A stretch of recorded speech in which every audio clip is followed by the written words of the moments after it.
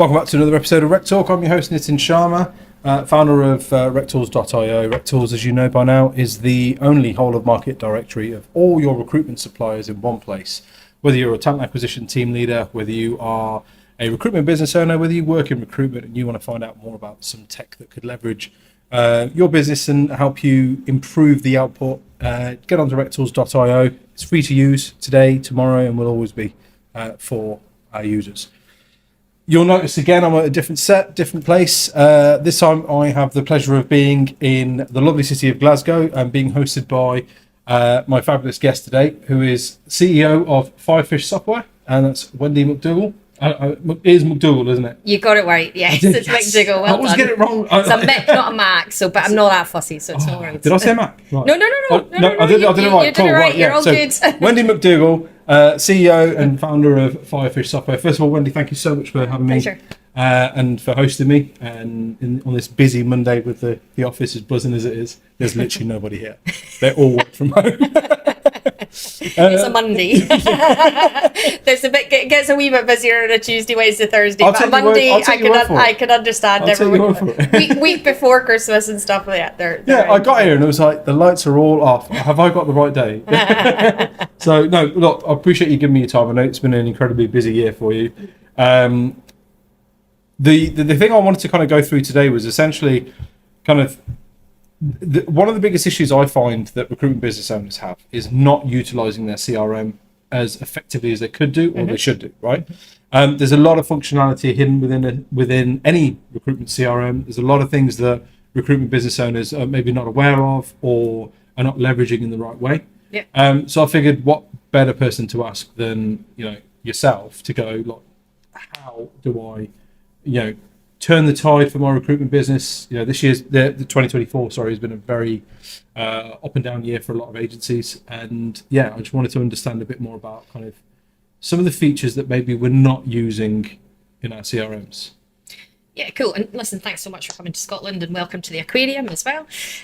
So it's a great question because, let's face it, this year has all been about AI coming in, data is important, this is important. Now we've got automation, now we've got outreach, everything's getting thrown at us. And as an industry, unfortunately, we can be a wee bit more like magpies. And I think even listening to that question, that's the thing. It's not all about just features. It's about actually working out how you want to work, and then using the tech to enable that work and those workflows. And that's where we're finding a lot of recruitment companies that we can help just now, is that first thing you've got to do is actually sort of visualize your business in terms of the tools that you're doing and the workflows that you're doing as well. Okay. And by doing that, you'll start to actually understand what you should be using or what you want to be using. Because essentially, if you just sort of go and say, here's a feature to do there, here's a feature to do this, it might happen for a couple of months that you start using that feature. It could be like, I want to take references better, right? Great. Well, here's the workflow for references.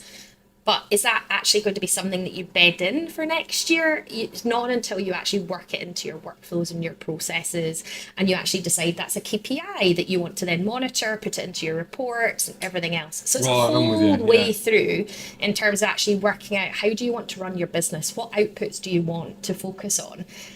And like you, I think, as well, I'm all about keeping it simple, but making sure that you keep it simple whilst doing the right things that gives you the benefit of the outputs that you want to change next year. I think that's a really, really important point that you've made there, because I can be one to admit that actually historically, when we bought tech for our recruitment business, we bought things on the back of, that looks like a great product and we could use it to do X, Y, and Z, rather than want to use it in the future. Rather than going, we need to do X, Y, and Z, let's find a product that does that. It was, well, that's amazing.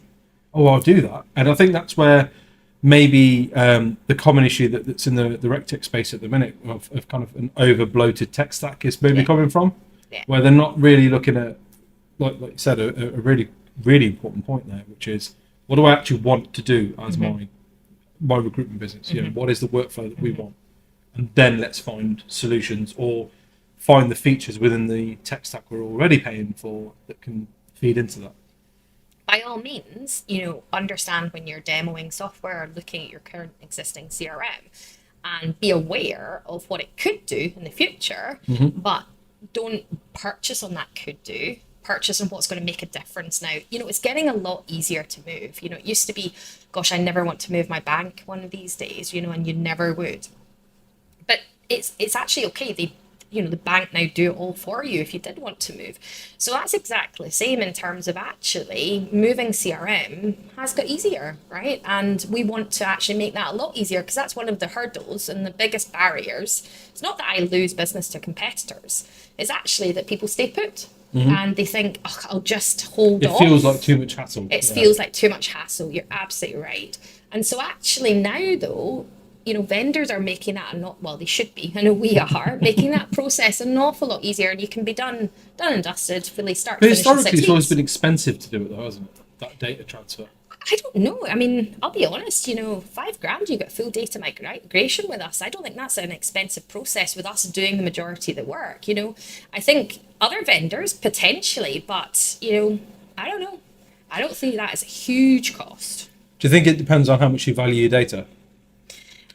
And what I mean is, if you know that it's full of shit, like, you know what I mean? It's not coded properly. It's not. All you've been doing historically is just scraping files off LinkedIn and CV Library and Read and so on and so forth, and just chucking them in there one day, hoping that you'll sort it out.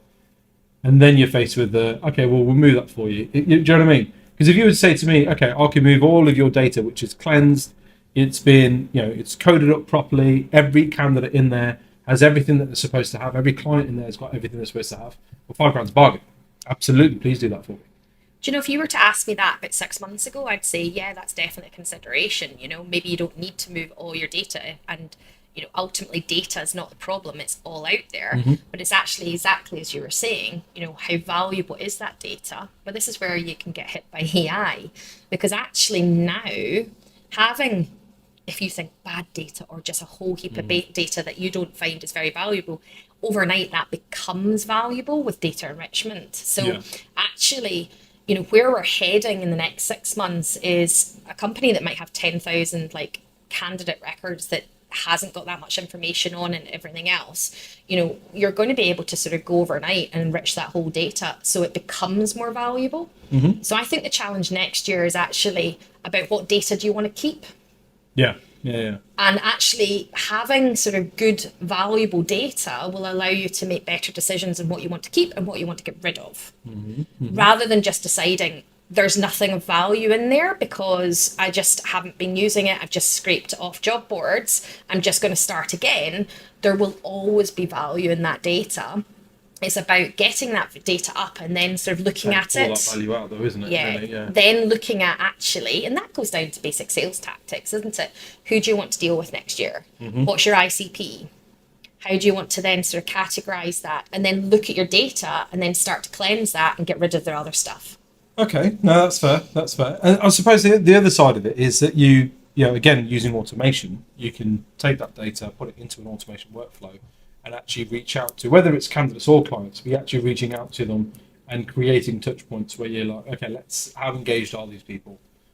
Not necessarily with us as an agency, but just in general, be it with, looking for a job if you're a candidate, or, from a client's perspective about willingness to receive information, market research, and so on and so forth. You can almost validate that data before you then push it into your system. Do I think this is going to be one of the big, and I might be a wee bit controversial in saying this, but I think this is going to be a little bit of a change next 6 months. Again, I said we're a wee bit like Magpie, and I can say that because I was an ex-recruiter, right? But, it's all been about, all the sort of touch points of outreach and stuff. But are we not all sick of it now in terms of automated emails? And actually, I go back to the thing of, if somebody's not giving me anything of value, I am getting unsubscribe. So trying to put somebody into a 5-step process that will take you from A to B, I don't think that's going to be a challenge next. Well, it's very much going to be a challenge next year, because it's not going to work. And it's just going to be it's going to be one of those sort of fashionable trends that everybody thought they had to do that, and now it's not working. I just go back to the fact that, if you're not delivering value and you demonstrate and build up that trust, then people are not going to opt in to giving you any information whatsoever. So going in and just getting here's a, let's just do 100 CV and going in and putting that into an outreach step 1, 2, 3, 4, 5, I don't think is a good a good spend of your time next year. I'm really glad you said that, to be fair, because I have a real bee in my bonnet about those email campaigns and stuff like that. I mean, I find myself in email campaigns with suppliers who I've just spoken to. I'm not opted into anything or whatever, and I'll get messages come through.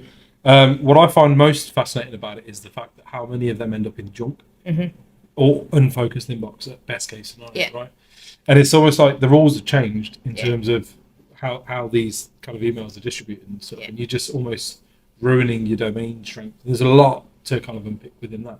So what's the solution that you would put forward then? So I'm a recruitment business owner. I've done things in a particular way for a while now. I have 10,000 lines of candidate data that I don't want to really just park and get rid of. But I would like to validate it. I would like to enrich it, and I would like to almost sense check if those 10,000 people want to be on my candidate database within my new CRM. Yeah. So, I mean, don't get me wrong. I'm not saying that you do need, or you suddenly don't need 5 or really sort of 8 touch points, but I think those touch points can't be just one medium that you're using. So for me, it's all about getting super targeted about who you want to deal with and why you want to deal with them and adding value.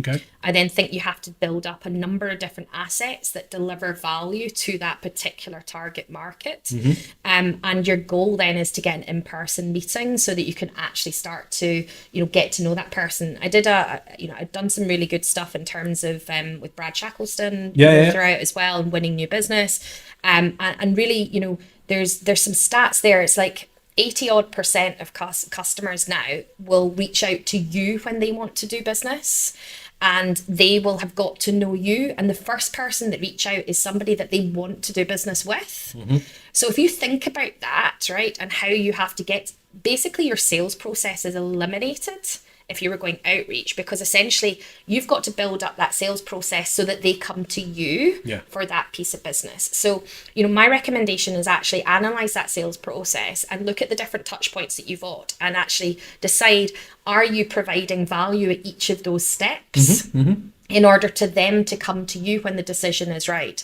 And it is looking more at that inbound, but it's using outbound tactics as well in terms of reaching out and mixing that up. So there's no scientific sort of easy answer, because that's what sales professionals have to be good at. We've got to find different ways and think, and that's exciting for me as well, though, because effectively we're going back to basic techniques, but you're using modern sort of vehicles and mediums in order to reach them.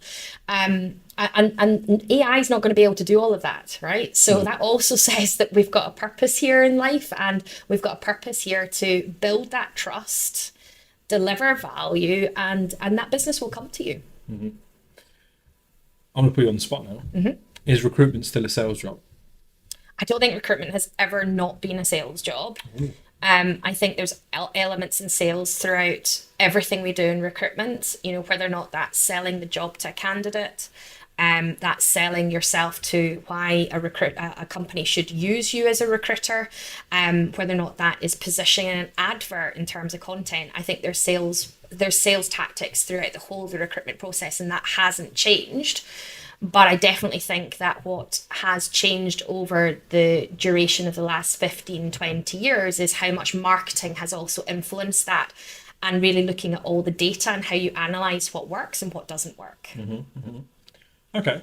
And so if I'm a recruitment business owner and I'm looking at 2025 ahead, and I want to do some of these things, like you say, sort of create this value and so on and so forth, how can I leverage features within my CRM that would allow me to do that?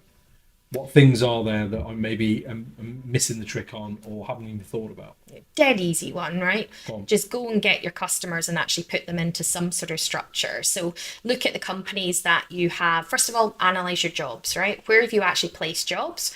And also how easy have those been to place each of those jobs? So easy being defined as number of candidates you had to go through in order to place that candidate, Okay. the length of time that you had to actually take to then place that job as well.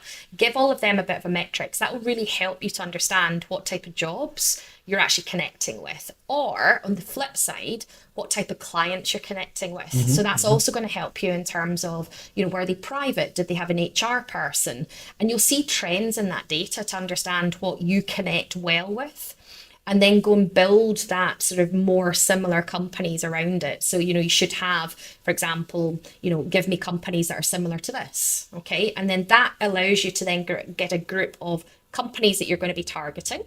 And then make sure that they're defined as well in terms of, right, okay, so this company is a class, a B class, a C class in terms of either relationship that you've had or how you want to target those ones. Okay. And don't do more than I think a recruiter in their head, because I probably did it as well, thinks that they did so much more business in the last 2 years than they really did with a number of companies. When you narrow it down, you probably are only doing business with about 20 clients max. All right. So when you think about that and all the effort you put into this year, when you think you've been trying to do sales, and actually it's 20 that gives you a result, do more with those 20 types of companies and be super. That's what happens when, I don't want to say downturn, but when we're in a trickier marketplace, you've just got to really go and know your worth. And you know who you're targeting. It's human nature to start looking for low-hanging fruit, isn't it? When you're hungry, right? But that's a really key. That's a really good point, because actually, on reflection, if I look at kind of my recruitment business, which we ran for 7.5 years, and 6 years was phenomenal, and then a big downturn. The reality is, we probably let our egos get in the way, in that we convinced ourselves that our ICP was a certain type of business, whereas the revenue was actually coming from another type of business. Exactly. But because we were so hyper focused on, no, we want to be this type of... Yeah, exactly. Yeah, I want to be this type of agency. But that might be great, but those type of clients aren't engaging with you. Yeah. So glad you brought that up, because that is so common. It's the perception of where we want to be and where we think we are is just sometimes not the reality. And you know what? The reality is the one that's been paying your bills. Yeah. So do more of that. Yeah. Or understand why those people, the businesses that you want to be doing business with, understand why they're not doing business with you or choosing to do business elsewhere. And where did you find them? Where did you relate to them? Where was the touch points that you then had to have of those 8 touch points of why they did business? And I bet you also those are the ones that will be very happy to take a call from you just now and say, out of interest, why did you work with me? Yeah. Now that's all basic recruitment skills. When you ask it in terms of putting it into the context of the CRM, what you're doing there is where I get very excited is you're capturing a whole heap of unstructured data that can then get transferred right now into really good structured data. Yeah. And that's where it enriches stuff. And that's what you can then do. All of those calls, all of those touch points, they can all start with just conversations, but then transcripts can be used, information can be pulled out, and automation then can come in to enrich that data for you then to go in and say, ping, that's an ICP. Yeah, I like that. Okay, that's fair. So I read an article from, it was one of the Financial Times or something like that. Which had mentioned that one of those important things. One of them, I can't remember which. I consume a lot of data, a lot of social media. I'm not gonna lie, it's a lot of TikTok and shit like that, and I always get confused. But I found this one really interesting. Klarna, as an example, had basically got rid of Salesforce and any other kind of underlying CRMs that they had, and were now entirely going to be reliant on AI to run their business.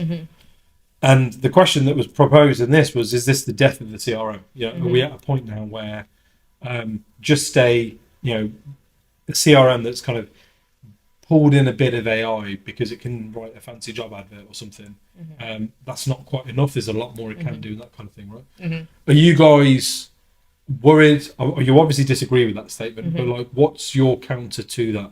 Do you understand why? Yeah, I mean, I think a conversation. Yeah, I mean, listen, hey, we're having conversations about will AI take over everything? So it'd be totally wrong not to have a conversation about, what's the worth of a CRM. But, I'd probably counter that in terms of, well, we still think a person as a recruiter, has a purpose over a robot. Mm-hmm. And in terms of like having everything that's sort of done into AI, if I just take your points in terms of content generation, that's where I was at the Rec Expo 2 years ago after. I mean, ChatGPT's just turned 2, right? It's Yeah. amazing what we've done.